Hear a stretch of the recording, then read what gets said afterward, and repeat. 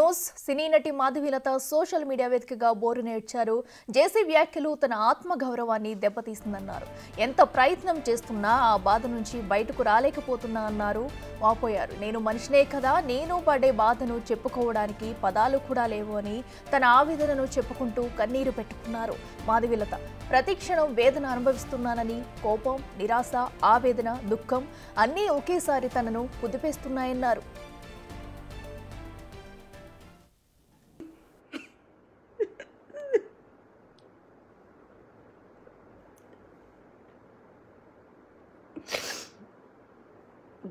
చాలా ట్రై చేశా, నార్మల్గా ఉందామని, కానీ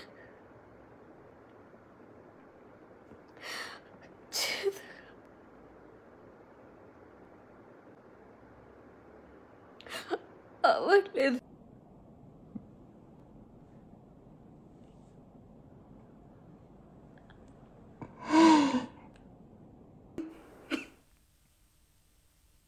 ప్రజలు, మహిళలు హిందూ ధర్మం కోసం నిస్వార్థంగా తన వంతుగా పోరాడుతుంటే ఎన్నోసార్లు ఎంతోమంది తన ఆత్మ విశ్వాసాన్ని చిదిమేయాలని ప్రయత్నం చేశారన్నారు.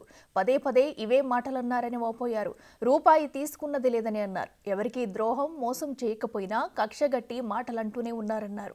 ఆడపిల్లగా ఎప్పుడూ సింపతి గేమ్ ఆడలేదని, విమెన్ ఫేవర్ లాస్ ని ఉపయోగించలేదని, మగాడిలా పోరాడుతూనే ఉన్నానని అన్నారు.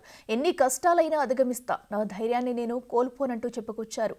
అభిమానుల ప్రేమ, అభిమానం, ఆశీర్వాదాలే తనకు శక్తినిస్తాయని చెప్పారు.